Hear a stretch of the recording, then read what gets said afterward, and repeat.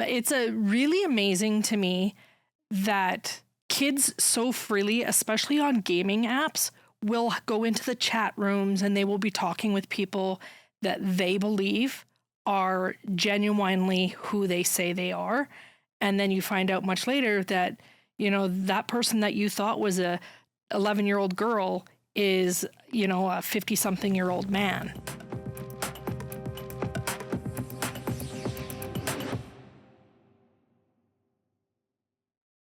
Hello, everyone. Thank you for joining us for Learn Online Security podcast. Today I have Sarah Howells with me. How are you doing, Sarah? I'm very well. Yourself? I'm great. Thank you. So today we wanted to talk a little bit about an introduction for you, what your role is here at learnonlinesecurity.com, and a little bit about yourself and how you got into this business. Well, my primary role with Learn Online Security is I perform a lot of the research that we do, digging into people's online footprints, things like that. And I also teach classes for Learn Online Security. So I primarily do the seniors program and the parent and children's program. Okay.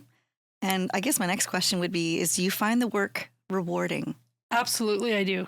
Because I know that every adult and child out there that learns something from the course is one person less that is likely to become a victim. And really that's what this whole project is, right? It's about giving people the right tools to keep themselves safe. Absolutely. People focus a lot on the things that they can do with their computer systems, the hardware, the software to protect themselves, but they often forget about what they themselves do with their own behavior that puts them at risk. And that's where we come in. We teach them how to limit those risks with the information that they put out, the sites that they go to, things like that. So anything we can teach them to reduce their risk, the more rewarding it is. So tell me then, regarding, let's start, say, with youth, so parents and youth, what are some of the things that you've seen, kind of just, I guess maybe in a short version, that you have found alarming? It's really amazing to me that kids so freely, especially on gaming apps, will go into the chat rooms and they will be talking with people that they believe are genuinely who they say they are. And then you find out much later that, that person that you thought was a 11-year-old girl is, a 50-something-year-old man. We hear about stuff like this and we see it, say, in movies and, especially I think in the last 3 to 5 years, we've seen more movies that are explaining the risks of human trafficking and just the risks out there that we didn't really, I don't think we didn't realize was happening in North America to the extent that it is. So knowing that there are these risks, what is something that you would give as advice, say, just very elementary, for a parent that was wanting to protect their kid online? Definitely putting parental controls in. Limit the amount of screen time that your kids have. Make sure that you are absolutely aware at all times where your children are going when they're online. Because there's so many times that we see, just in the grocery store, you see mom so busy focused on putting groceries into the shopping cart, but she's not watching what her toddler is doing on the phone that she handed to them. Right. Yeah. And it's scary because I have an honorary grandson who is 3, and I can't tell you how many times that child is almost called Tokyo because he wasn't being monitored. I think I might have called Tokyo when I was a kid with a landline. I think we all did at some point, but yeah. That's funny. I think generationally too, there's a big, a concern. So say when I was a kid, I think the worst thing I did was this is before they had protections on outlets in your walls. I think I stuck a screwdriver into the outlet and I was fine because it had a plastic end and, my parents were building the house and there were tools around and we didn't have those same, the little stoppers that you put in now when you have little kids. So now the risks for our kids are different. They are they are very different, but I think in some degree by being too cautious with all these little things in there, we've taken some of the street smarts away from the kids. And I think we need to allow them to say, it's okay to do this, but don't give them your personal information. Don't agree to meet them somewhere because you don't know who they are. Well, and the thing I think as a parent, and I can speak as a parent, you tell your kids these things, but you really don't know, especially when you have teenagers. Exactly. Are they even listening? Exactly. You can repeat, but Yeah. you don't know what they're actually going to remember later, unless maybe they are in danger and they're like, oh, wait, like this sounds familiar. And that is a very real thing for probably 95% of the families out there. Mom and dad have no idea what their teenagers are doing. So when my daughter was a teenager, my husband and I allowed her to have a cell phone because she was walking home from school. She's an only child, and we wanted her to be able to contact us if anything happened, things like that. But with that phone came a lot of rules and expectations. And some of those rules and expectations were places that she was not allowed to go with her phone. And at any given time, we had unfettered access to her phone, to any of her devices. And we received an email from her school one day that there had been some cyberbullying coming on. And it was instantly, I need your phone right now. And so we went on to all of her social media apps, and we were very happy to say, to find out that she was not the one being bullied and she was not the one doing the bullying. So somewhere along the line, those lessons sunk in with her, but unfortunately they don't always with kids. So you have to hope that you're doing your best and that the kids are going to get it. But the sad reality is you don't always know. And that's why it's so important that your kids have passwords, that you know what those passwords are, and that you have access to their devices so that you can always monitor what they are and are not doing.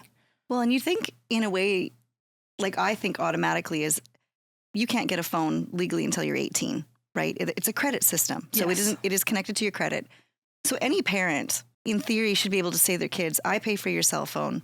I own your phone and the line, like the number. Yes. And so for that reason, I will have access, Yes. right? So it's not like it should be an argument. Yeah. I think probably for a lot of us as parents, it's the time we're going to be saying, oh, I don't have time for this. Who has time for this? Who has time to take an online security course? Who has time?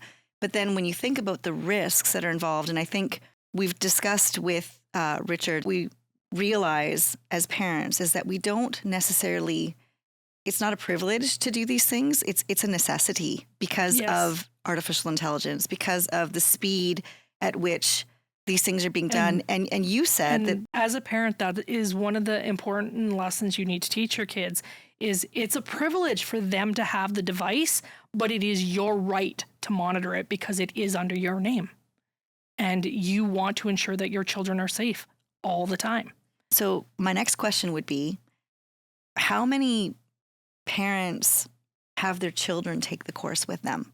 Because you'd almost think that it'd be more effective than trying to be the second person. As parents, we're nagging our kids all the time. Yep. So getting your kid to sit down or your child to sit down and take the course would be way more effective. It is more effective. But what we do with the courses is we teach the parents separately from the kids because we're teaching the parents more on the basis of the parental controls that they can set for the devices and how they carry over when they move from location to location, where we're teaching the kids the things that they should and shouldn't be doing online to keep themselves safe. We're showing them things like, if you put this online, you can't take it back off. It is on there. And one of the things that we do to show that is we have the kids line up and we take a picture of their feet and we text that picture to somebody. And then we're like, oh, sorry, I forgot to get permission from your mom and dad to do this. I better delete that. And you show them on your history that you've deleted it from your photo album. You've deleted it from your text messaging. And they think everything is good. And then about 5 minutes later, the person you texted it to comes into the room and says, I really like this photo of your feet. And now they're knowing that it's not on mine, but it's still on yours. So it's still out there. It's still out there. Yeah. And it's a very big wake-up call for the kids. So we do. I like that. So we do teach the parents and the kids just separately. Okay. Because the information we teach them is different. So then we're going to shift into our elders and our parents, our grandparents, our aunties, people that go online, and for them as well, it's a jungle. It's an unknown world. What are things that you have seen that trouble you? There's a lot of, like, especially little old ladies, they're always looking for new cool recipes. And that's one of the biggest things is a lot of these websites. I'm a crafter, so I'm always looking for inspiration online. And the first thing that pops up when you go to a site is give us your information. And I always close out of it. I do not give them my information, and then I proceed. But a lot of them are like, oh, I'm going to get updates and they'll send me new ideas every so often. So they unknowingly put their information in, not realizing that they're setting themselves up to become a victim. The other big thing for the elders are scams right now. They get phone calls. And with AI is becoming very, very advanced in that they are able to duplicate your voice. And so people are getting phone calls and it sounds like their grandchild. Grandma, I need money. I'm stuck in Hawaii. And grandma's like, okay, I will send it to you. And then sends off the money to find out it wasn't their grandchild. So the first thing we teach them is tell them, okay, I'm going to do what I can to help you. I'll call you back. Give me a few minutes to arrange something. And then when you get off the phone with them, phone your grandchild, phone their parents, find out where they are. Make sure that they really are in Hawaii and needing money, because otherwise you're giving money to somebody you have no idea who it is. And I know that a lot of people say, well, I don't have time to do all that. But you also don't have time to recoup that money you sent out the door. So one of the things that happened to me recently was I got scammed, and like very recently. And I just couldn't believe the irony after meeting all of you and the discussions that we've had and firsthand accounts on things that I shouldn't be doing. And it was a dainty scam. I was trying to buy dainties for Christmas, and I wanted to take them for Christmas supper. And I thought I was careful. I went and I checked the profile, which is something I would have done anyway, just from something that I knew before. It had been there since 2021. I went and I looked and I thought, okay, I went and looked up this person online because I do that as well, just to see, are these real people? It said local name, something like a last name that we would recognize in our community. And then I started asking people, do you know this person? Do you know this person? And like, no, I don't, but maybe it's so-and-so's wife. No, I don't, but maybe it's so-and-so's wife. So I messaged and said, okay, well, I won't pay. I'll just, can we meet and I'll pay you cash? She said, well, I need a deposit which I thought, okay, well, that's fair. You know, I'm ordering 2 dainty trays, which are very expensive for baking. And if you're baking, hundreds of dollars worth of baking, right? But I mean, yes, a business person should be able to put that money up. I thought about that after the fact. Yes. Sent them the money and half of it, and then sent the other half, and then crickets. What I was surprised was you are talking to somebody else on the other side. It's not a computer scamming you. It's a person scamming you. Yes. And you had told me that. And I understood that. But then when I got into it, they go in and they make you feel really bad for asking. Yes, about, they do. I was like, well, wait, I don't do e-transfers. I do cash only. And that's how a lot of these scam artists work, is they give you a sense of urgency. Like, I need this now, otherwise I won't be able to fill your order in time. Or they inherently make you feel guilty because, well, why do I need to pay you a deposit? And the reality is, if this is a legitimate business person, they should be able to front the cost to do that. And for something like dainties, if you don't come through on your end with payment, they sell it to the next person. Mm-hmm. They're not going to be out the money. And yeah. And in reality, I thought about it in hindsight. Yes. Is that I've operated many businesses, and as a business person, you're the one that pays the cost. That's part of doing business. Yes. So I was like, well, geez, I wasn't really thinking that through. And I allowed them to make me feel that I was being inappropriate by asking. Yes. And I thought that was interesting and it's our politeness that they prey on. Yes. That's exactly what they prey on. They prey on the fact that people are going to be polite. They're going to be understanding that you need to pay a deposit for this because, as I'm a small business owner and I can't afford to take a loss like that. So that's how they get you, is by hitting you right in the feels. They know if they make you feel guilty, if they make you feel bad for questioning them, that you're going to cave. So this is an interesting thing that you pointed out to me. So how much money would this scammer get? They got $100 out of me, and they were using Facebook Marketplace, say. It's different with different scams.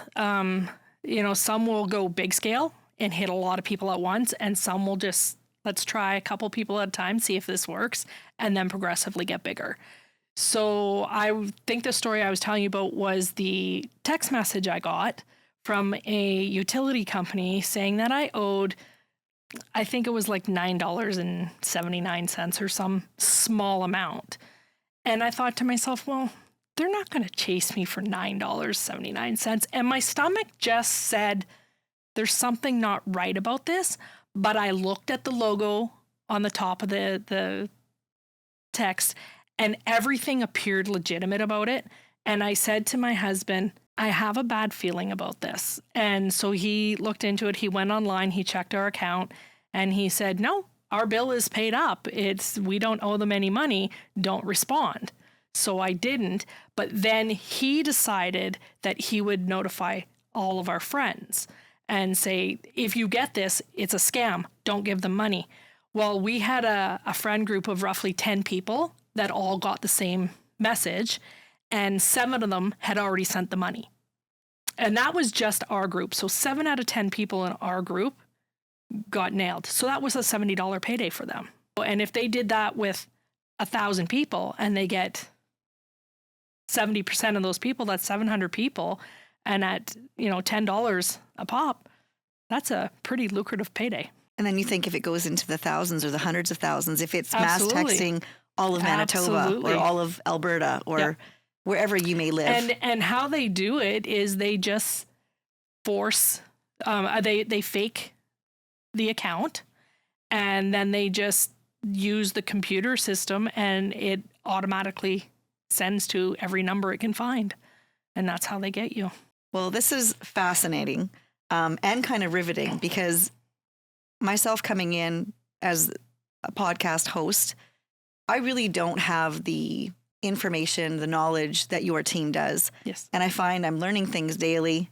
I hope that you're learning things at home. If you would like to learn more, please join us for our subscriber part. It's called Heroes for LearnOnlineSecurity.com. It's $7 a month. Click the link below.